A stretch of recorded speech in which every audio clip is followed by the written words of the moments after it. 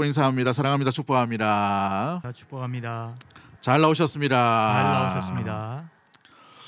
오늘 본문의 말씀을 통해서 믿음의 사람 다윗처럼 세 번째 시간을 말씀을 나누도록 하겠습니다.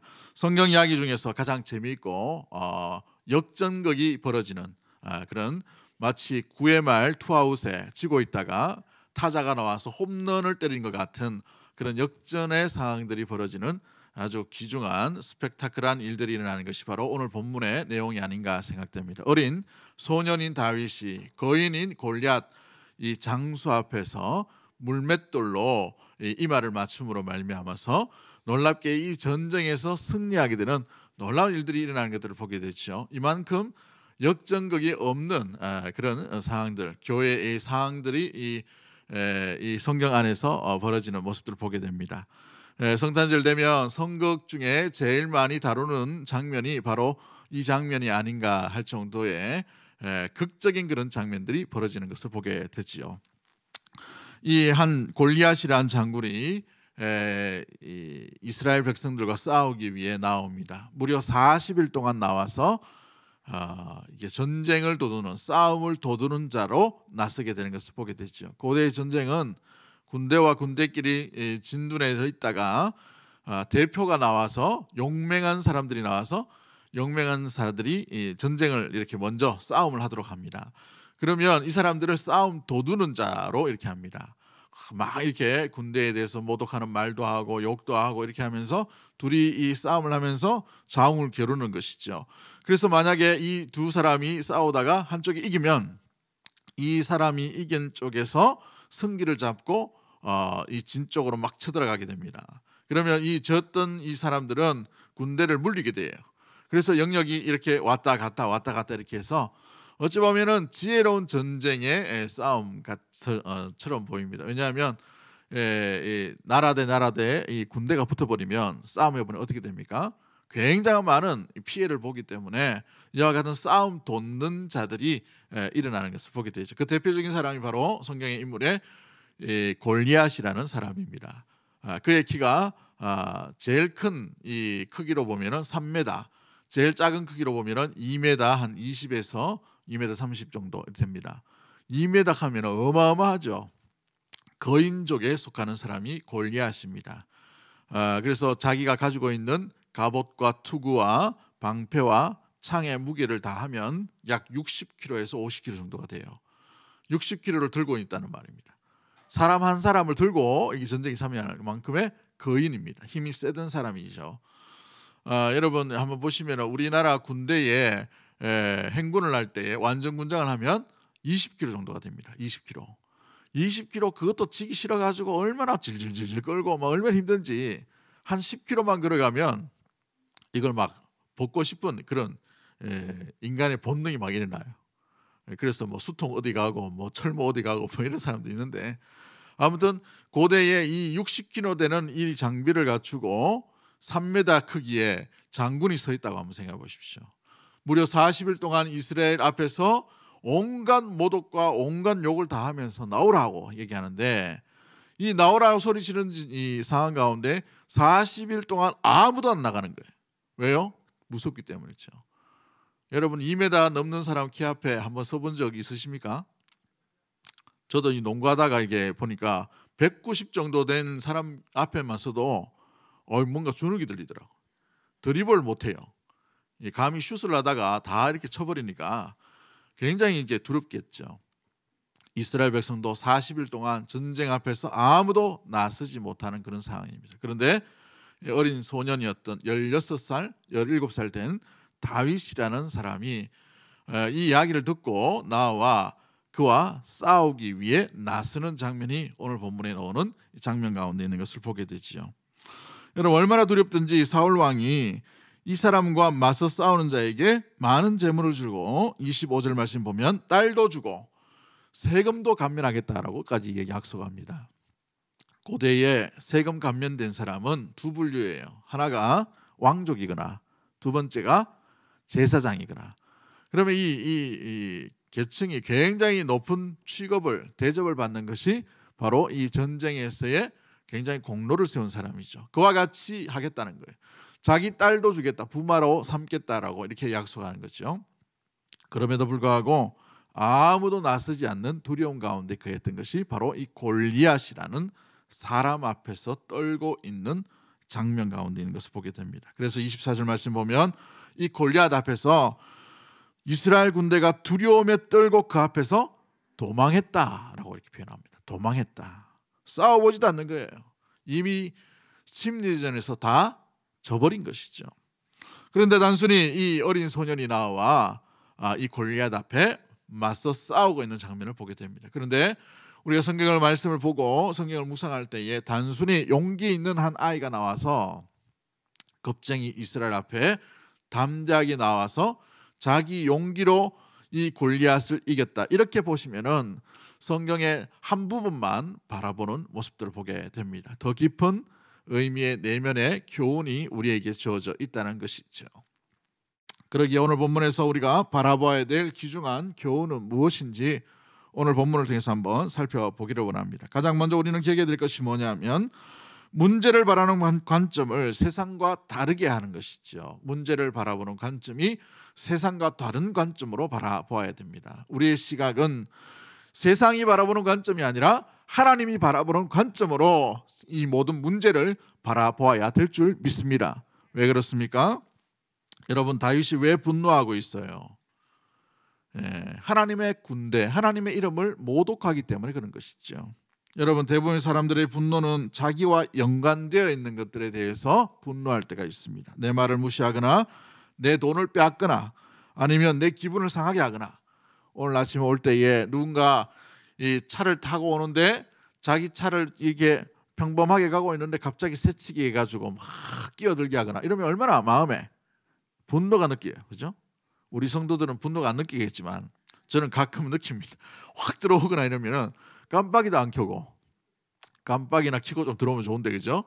갑자기 들어올 때가 있어요. 부산에서 운전할 때는 깜빡이를 켜면 큰일 납니다. 왜냐하면 깜빡이를 켜면 더 빨리 들어와요.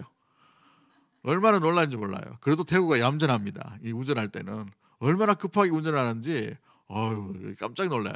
그러면 우리 마음 가운데 울컥하는 마음이 있죠. 그죠? 마음에 분노가 일어난단 말이죠. 대부분의 이 분노는 나와 상관이 있는 것에 대해서 분노가 느낄 때가 있단 말이죠. 내 돈을 떼먹어? 나한테 이상한 말을 해? 내 기분을 상하게 했어? 내 마음에 울컥한 그런 이들로 인하여서 우리는 분노할 때가 있단 말이죠. 그런데 성도의 분노는 어떨 때에 허용되느냐 하면 하나님과 연관되어 있을 때에 분노가 허락되는 것을 보게 돼요. 여러분, 이 모든 사람들이 이 참담한 말을 듣습니다. 하나님 어디 있느냐? 하나님이 있으면 나와 싸워보자 라고 하는 이 참담한 골리앗 앞에 40일 동안 아무도 나서지 않는 거예요. 더 놀라운 것은 이런 이야기를 듣고도 아무도 분노하지 않아요. 오히려 두려워하고 도망하고 있는 그런 가운데 있습니다. 그런데 이 이야기를 아버지 도시락 배달해 주려고 왔는 막내 아들 이 다윗이 처음 이야기를 듣자마자 어떻게 반응합니까? 분노하고 있는 것이죠. 어떻게 저 할례받지 않는 저 블레셋 사람이 하나님의 여호와의 군대를 모욕하는가라고 분노하고 있는 것을 보게 됩니다. 26절 말씀을 한번 봅니다. 26절 말씀 보시면 어떻게 되어 있어요? 이 블레셋 사람을 죽여 이스라엘의 치욕을 제어하는 사람에게 어떤 대우를 하겠느냐라고 이렇게 말하지만 아무도 나서지 않는 그 상황 가운데에서 25절 말씀에 26절 하반절에 이 할례받지 않는 블레셋 사람이 누구에게 살아계시는 하나님의 군대를 모욕하겠느냐? 누가 말하는 것입니까? 다윗이 고백하는 모습들을 보게 됩니다. 이 할례받지 않는 이 사람을 누가 제거하겠느냐? 36절 말씀에도 동일한 말씀이 있어요. 이 할례받지 않는 이 블레셋 사람을 이 하나님의 군대를 모욕하는 것들에 대해서 분노하고 있다는 것이죠. 다윗의 분노는 하나님의 이름, 하나님의 이 군대에 대한 망령되이 일컫는 이것들로 인하여서 분노하고 있다는 사실인 것이죠. 하나님 때문에 분노가 일어났다는 것입니다. 여러분, 하나님 때문에 분노가 일어난 적이 혹시 있으십니까?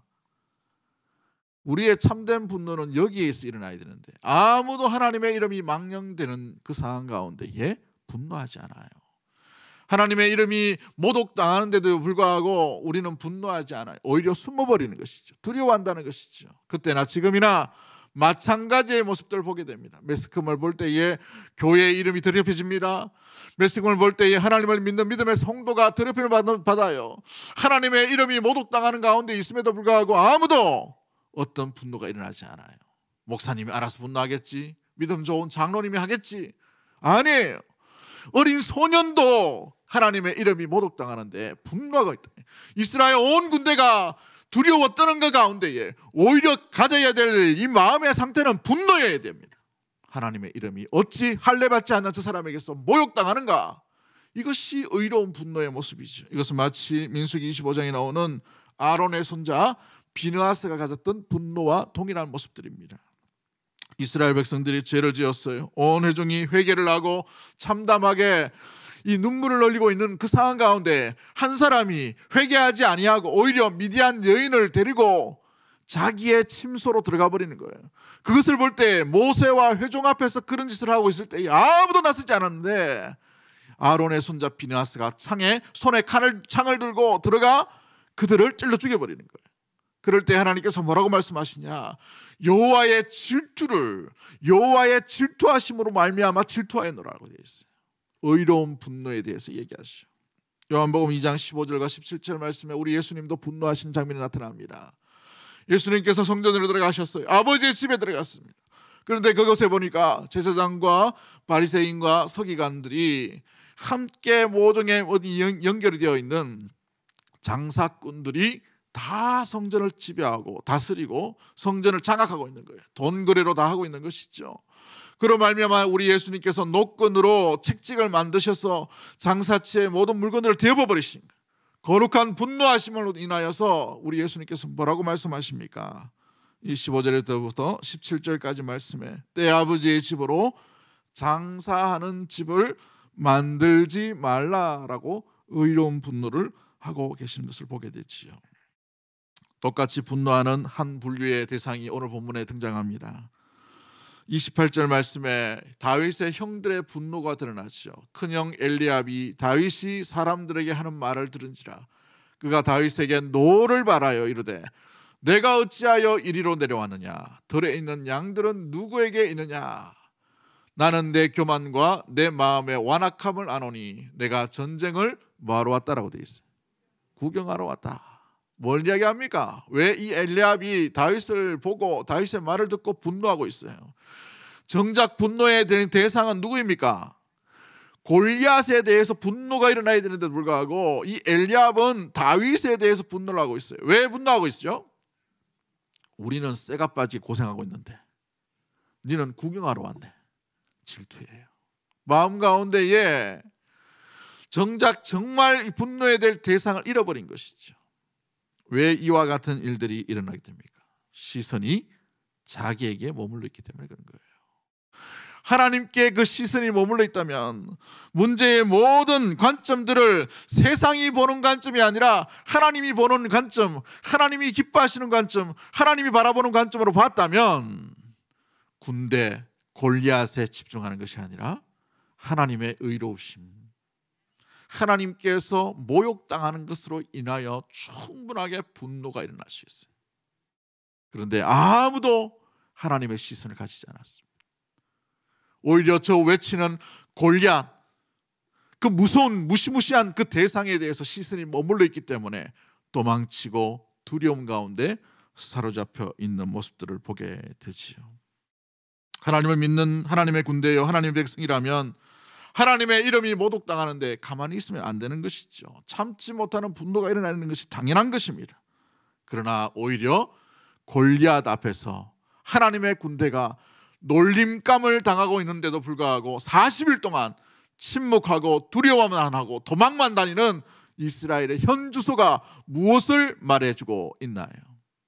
하나님을 제대로 알고 하나님을 제대로 믿고 하나님을 제대로 신뢰하고 하나님과 함께하는 하나님의 백성이라면, 하나님의 군대라면 하나님이 이 일을 보고 계심으로 말미암아 저 골리앗이 두려워하는 것이 아니에요. 저 블레셋 사람들을 두려워하는 대상이 되면 안 되는 것입니다. 그러나 그들의 시선은 거기에 머무르는 거예요. 세상 사람들이 바라보는 시선에만 머물러 있다는 것이지요. 그렇습니다. 사랑하는 성도 여러분, 우리가 하나님을 온전히 믿지 못하고 하나님을 온전히 신뢰하지 못하고 하나님의 자녀요, 하나님의 백성이요, 하나님의 집이요, 하나님께서 부르신 성도의 모습들이 온전히 하나님을 제대로 신뢰하지 못하면 골리앗이 외치는 이 소리 가운데에 성도는, 교회는, 하나님의 자녀는 두려워 벌벌 떨면서 도망만 다니는 신세로 전락하고 말 것입니다. 오늘날 우리의 신세의 모습들 가운데 있어도 마찬가지인 것이죠. 그러나 한 사람, 하나님을 온전히 신뢰하고 하나님을 믿고 하나님을 따르며 하나님의 중심에 합한 자로서 이 소식을 듣는다면 당연히 마음 가운데 저 할례받지 못한 이스라엘, 하나님의 이 백성, 하나님의 군대를 이 할례받지 못하는 블레셋 사람이 어찌 모욕을 하는가라는 반응이 당연히 일어나야 되는 것입니다.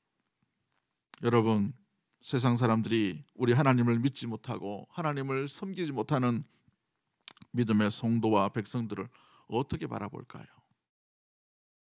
골리앗이 조롱하고 있는 그 조롱 가운데 우리 역시도 가할 수밖에 없는 것이죠. 하나님이 어디 있냐? 너 보니까 하나님이 없는 것 같아. 네가 살아가는 거 보니까 하나님이 전혀 안 보이는데 조롱할 수밖에 없는 것이죠. 그 조롱의 소리로 인하여서 부끄럽고 창피하여 도망만 다닐 수밖에 없는 신세로 전락할 것입니다. 여러분, 교회와 성도가 하나님의 이 가정이 하나님을 온전히 붙들고 믿음으로 반응하지 못하면, 믿음의 시선으로 세상을 바라보지 못하면 마귀 역시도 그 교회와 그 성도와 그 가정을 얕잡아 보게 되는 것이죠. 겁을 주게 됩니다. 위협하게 됩니다. 그런데 그 위협 앞에 다 두려워 도망 다니게 되는 신세로 전락하게 되는 것이죠. 그렇습니다. 그러기에 하나님을 온전히 믿는 자는 골리앗이 아니라, 골리앗이 수백 명이 있다 하더라도 골리앗이 바라보는 말하는 그 시각에, 그 말에 반응하는 것이 아니라 우리 하나님이라면, 하나님이 계시다면, 하나님이 살아계시기에 이와 같은 반응이 일어나게 되는 것이죠. 의로운 분노로 반응하게 되는 것입니다. 두려움과 낙담이 일어나는 것이 아니라 담대함과 오히려 하나님에 대한 분노가, 하나님으로 인한 분노가 일어남으로 말미암아 맞서 싸우는 자리로 나아가게 되는 것이죠. 문제의 관점을 하나님의 시각에 둘 수 있는 믿음의 모든 가족들 되기를 주의 이름으로 간절히 축복합니다. 그러면 이 문제를 푸실 분도 하나님이시기에 지혜와 실력과 능력도 하나님으로부터 온전히 임하게 되는 줄 믿습니다. 그와 같은 일들을 경험할 수 있는 믿음의 모든 가족들 되기를 주의 이름으로 간절히 축복합니다. 세상의 웃음소리와 비웃음거리가 아니라, 도망다니는 도망자의 신세가 아니라 이 참담한 소식 앞에 담대히 맞서 싸울 수 있는 믿음의 한 사람으로 나아갈 수 있는 믿음의 모든 가족들이 되기를 주의 이름으로 간절히 축복합니다. 두 번째, 우리가 바라봐야 될 것이 무엇입니까? 이 다윗은 자기 실력으로 인하여 나아간 것이 아니라는 것이죠. 자기 실력만 믿고 문제를 해결하는 것이 아니라는 것입니다. 우리는 우리 믿음의 성도가 나아가야 될 방향, 세상에 오는 수많은 문제를 해결할 때에 자기 실력만 믿고 나아가는 세상의 방법을 취하는 것이 아니라 거기서 벗어나서 내 실력이 어디서부터 오는가, 이것을 바라보며 그것을 붙들고 온전히 나아가는 삶을 살아가는 것이 바로 믿음의 사람의 문제 해결의 푸는 방법이라는 사실인 것이죠. 다윗의 담대함은 자기 실력만 믿는 것이 아니었어요. 여러분, 믿음의 사람은 믿음의 사람답게 문제 푸는 방식이 다르게 되어 있어요. 한번 따라하겠습니다. 믿음의 사람은 문제를 만났을 때에 문제를 푸는 방식이 다릅니다. 공부 잘하는 아이들의 특징이 뭐냐 하면 외우는 걸 잘해요. 대부분 암기죠. 근데 암기하는 방법이 그냥 암기하지 않아요. 잘 외울 수 있도록 뭔가를 방을 만든다든지 자기 나름대로 어떤 흐름을 이렇게 논리적으로 한다는 말이죠. 1 하고 1-1, 1-2, 1-3 이렇게 하고 뭐 한다든지, 그죠? 제 이 친구 중에 그 서울대에 다녔던 친구가 졸업해가지고 신대원에 왔던 친구가 있었는데, 야, 이 책을 읽으면 다 외워버려요. 깜짝 놀랐습니다. 제가 그 신학책 용어도 어렵고 한문도 많고 하는데 한번 이야기하면 줄줄줄 스토리를 다 얘기해요. 와, 얼마나 대단한지 못 따라하겠더라고, 솔직히. 못 따라하죠. 독특한 은사를 받았어요. 그런데 공부 잘하는 방법을 알더라고요. 공부 잘하기 때문에 어떤 문제, 어떤 신학적인 용어, 어떤 신학적인 그 문제를 풀어갈 때에도 자기 나름대로 문제 푸는 방식이 있더라는 것이죠. 그래서 쉬워요, 공부하는 게. 그 친구에게는 늘 그래서 A 플러스 A 뭐 이렇게 받고, 그죠? 저 같은 분은 뭐 B 플러스 정도로 해도 만족하고 감사하지만, 근데 독특하단 말이죠. 그런데 믿음의 사람도 마찬가지입니다. 믿음이 있는 사람은 믿음의 방법으로 문제를 풀어간다는 사실입니다. 그 믿음의 방법이 뭘까요? 믿음의 주요 온전케 하신 하나님, 우리 주 예수 그리스도를 바라보는 것이죠. 하나님 안에 답이 있다는 것을 알고 있다는 사실이에요. 여러분 다윗을 한번 보십시오. 다윗이 사울 앞에서 어떤 고백을 합니까? 35절 말씀에 어떻게 되어 있어요? 35절 말씀에 내가 따라가서 그것을 치고 그 입에서 새끼를 건져내었고 그것이 일어나 나를 해오고자 하면 내가 그 수염을 잡고 그것을 쳐 죽였나이다. 다윗이 목동으로서 들짐승이 양을 공격할 때에 그것을 쳐 죽였다, 용기 있게 나가서 쳐 죽였다라고 자기의 힘과 자기의 실력을 이야기하는 것처럼 보여요. 그런데 여기에서 끝나는 게 아닙니다. 우리 그 다음 구절을 한번 볼까요? 그 다음 구절에 37절 말씀에 한번 보면 이렇게 되어 있어요. 또 다윗이 이르되 여호와께서 나를 사자의 발톱과 곰의 발톱에서 뭐 하셨다고 되어 있어요? 건져내셨은즉. 할렐루야. 다윗의 실력의 근거는 어디에 있습니까? 여호와께서 여호와께서 곰의 발톱에서 나를 건져내셨은즉 나를 이 블레셋 사람에서 손에서도 건져내시리니 라고 되어 있어요. 할렐루야. 건져내셨은즉, 건져내시리라는 이 고백이 다윗의 실력이었다는 겁니다. 다윗의 실력은 다른 것이 아니라 하나님께서 이전에 나를 사자의 발톱과 곰의 발톱에서 건져내셨습니다. 내가 그것을 알고 내가 그것을 믿고 내가 그것을 경험했기에 오늘도 저 블레셋 사람 골리앗 할아버지가 온다 하더라도 건져내실 줄 믿습니다. 이것이 다윗의 실력이었다는 거예요. 할렐루야. 그렇습니다. 다윗의 실력은 하나님께 있다는 것이죠. 다윗의 능력의 출발은 하나님께 달려있다는 것을 말씀해 주고 있다는 것이에요.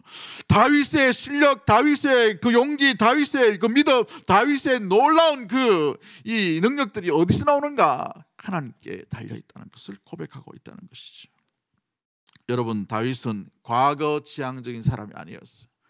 과거에 사자 발톱에서 곰의 발톱에서 하나님께서 나를 건져주셨습니다 라고 그것만으로 만족하고 그것만으로 인하여서 추억하는 그런 과거 지향적인 신앙의 삶을 살아가는 사람이 아니에요.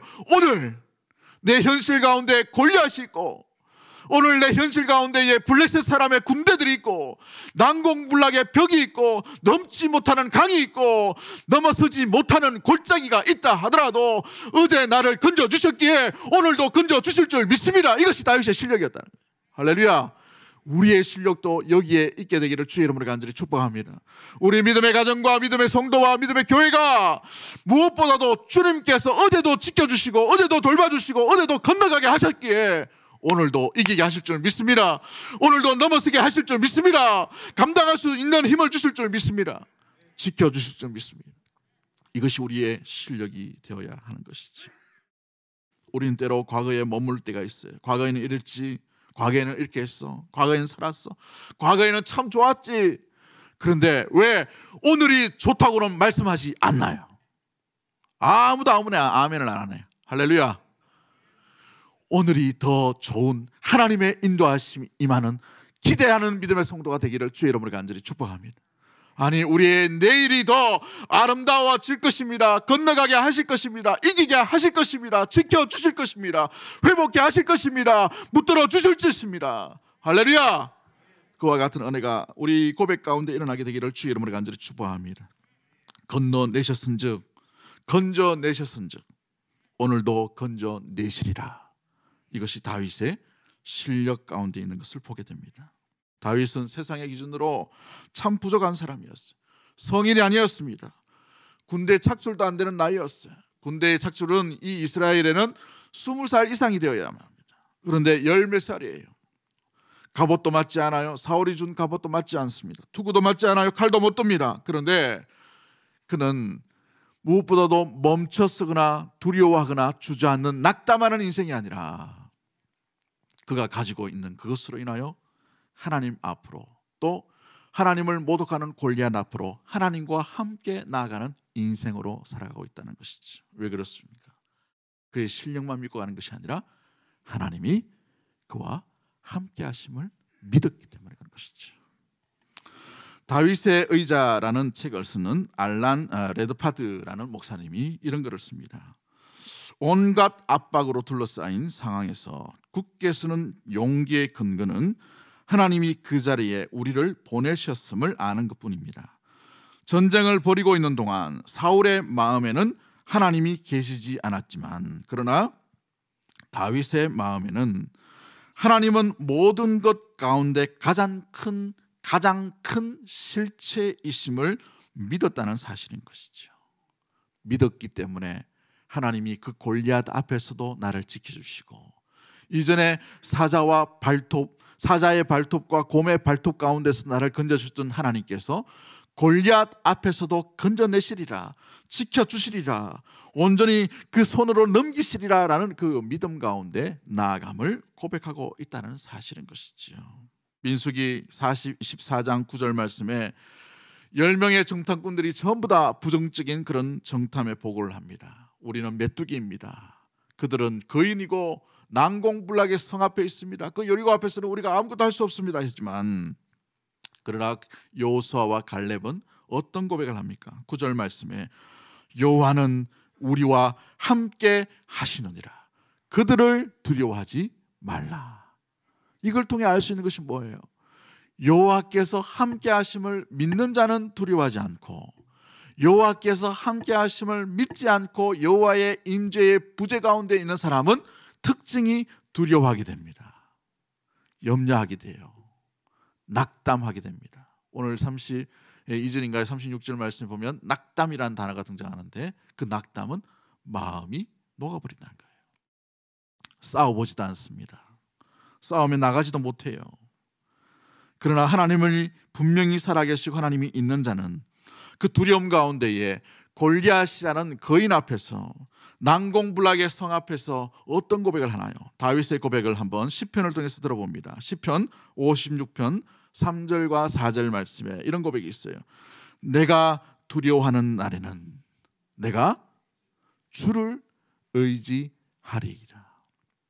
여러분, 두려움이 엄습했던 골리앗이 여러분 가운데 찾아왔어요. 건강의 골리앗일 수 있습니다. 요즘 신방 보니까 안 아픈 가정이 없어요. 안 아픈 가정 다 아파. 다 팔다리, 허리, 어깨, 머리 아프고 뭐 심장 아프고 그죠? 허리 아파가지고 소파에 앉아 계시고, 어느 신방 가니까 저 혼자 바닥에 앉아 있고 전부 소파에 앉아 있더라고요. 얼마나 감사한지, 우르르 봐서 얼마나 감사해요. 네. 우리에게 이 건강이라는 난공불락의 골리앗이 올 수 있어요. 여러분, 나이 들면 다 아픕니다. 나이 듦에 대해서 여러분 무서워하지 마시고, 나이 듦 가운데도 주님과 함께함을 날마다 사모할 수 있는 믿음의 모든 가족들 되기를 주의 이름으로 간절히 축복합니다. 물질의 없음에 골리앗을 만날 때가 있어요. 물질 조금 더 있었으면 얼마나 좋을까, 이런 두려움들, 앞으로 어떻게 살아갈까, 아파트는 점점 가격 떨어지고, 아파트 한 채만 믿고 있었는데 아파트 가격이 떨어져, 그죠? 우리는 주님을 믿어야지 아파트를 믿으면 안 됩니다. 아멘이 없네. 이렇게 마찬가지예요. 물질의 이 골리앗을 만날 때가 있어요. 또 때로는 우리 인생 가운데 관계의 골리앗을 만날 때가 있습니다. 어떤 분은 자기 내면의 문제로 인하여 골리앗을 만날 때가 있어요. 아무것도 없는데, 아무것도 하지 않았는데도 마음 가운데 너무 힘들어요. 마음 가운데 주저앉고 싶은 마음이 든단 말이죠. 이길 수 없을 것 같은 그런 골리앗을 만날 때 우리가 어떻게 해야 됩니까? 누구를 의지해야 됩니까? 그렇죠. 여러분 안에 여전히 살아계시고 계속해서 돕기 위해 찾아오시는, 한결같이 떠나지 아니하고 우리와 일평생 함께 하시겠다는 성령의 세미한 음성을 귀 기울일 수 있는 믿음의 모든 가족들 되기를 주의 이름으로 간절히 축복합니다. 그 음성이 다윗은 어떻게 고백합니까? 내가 두려워하는 날에는 내가 주를 의지하리이다.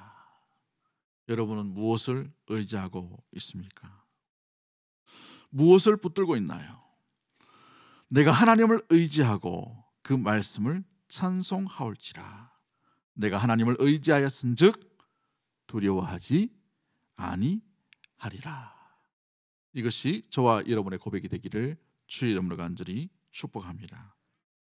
그러기에 다윗은 시편 23편에 이렇게 고백합니다. 내가 사망의 음침한 골짜기로 다닐지라도 해를 두려워하지 않을 것은 누가?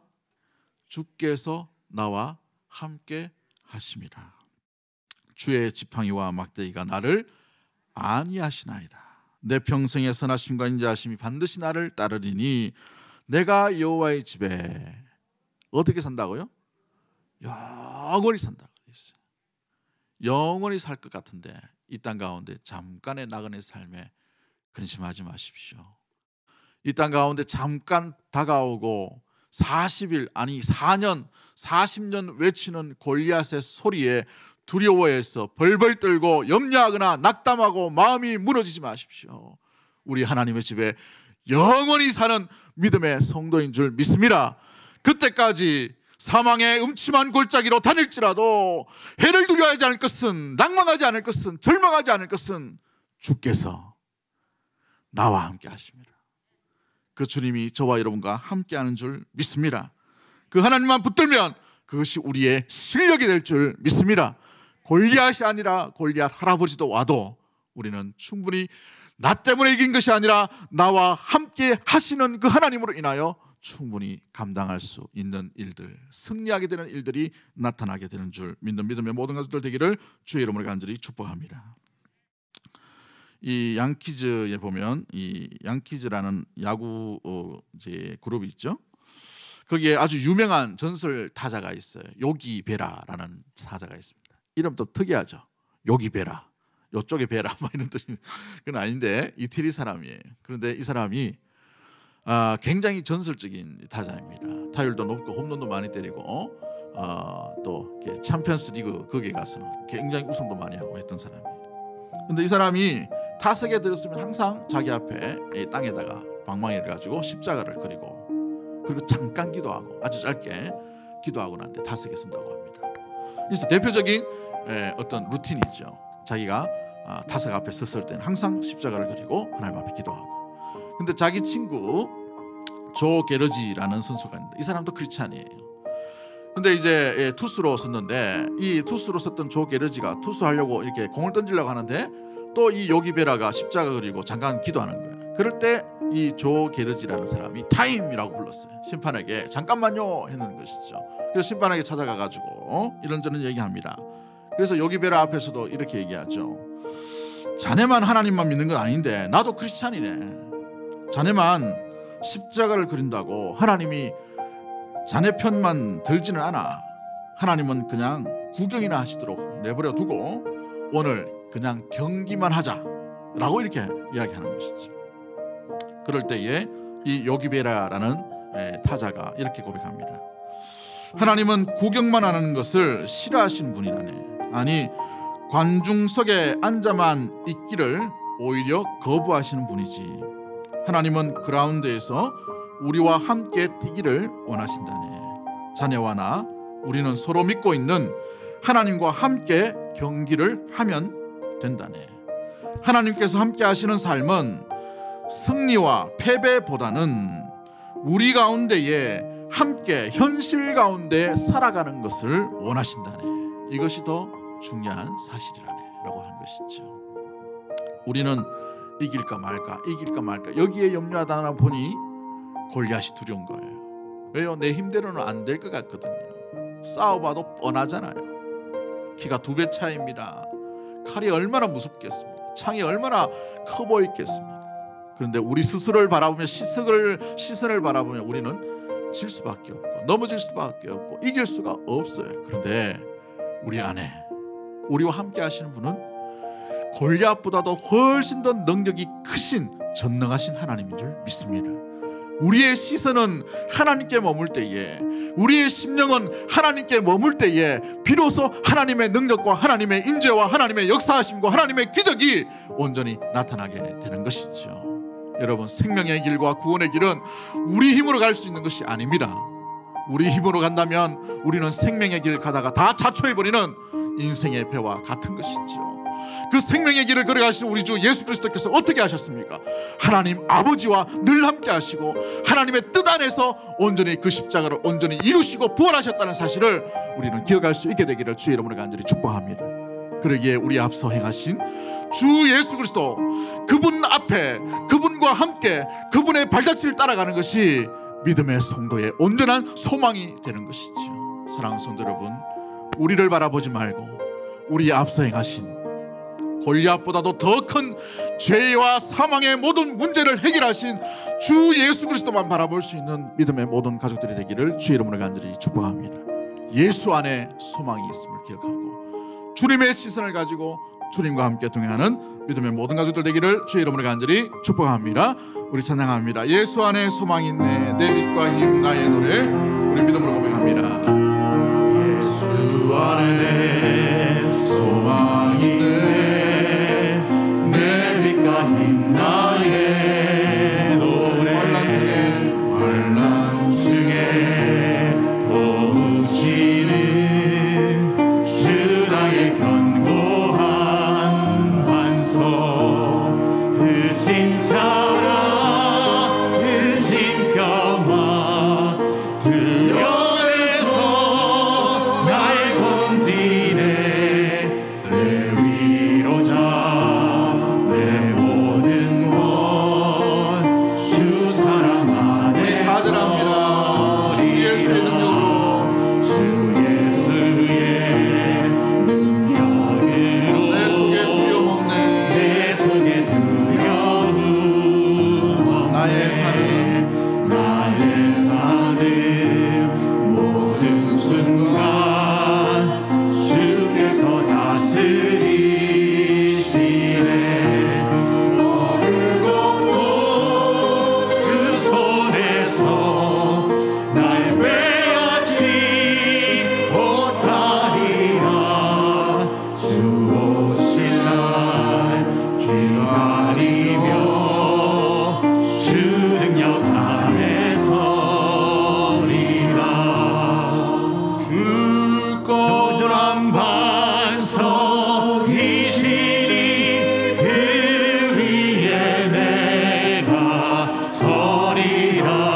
그 위에 내가 서리라. 굳건한 반석이시니 그 위에 내가 서리라. 그 위에 내가 서리라. 어디에 서 있다고 말씀합니까? 굳건한 반석이시니 그 위에 내가 서리라. 그 위에 내가 서리라. 우리 이 시간 짧게 한번 기도하길 원합니다.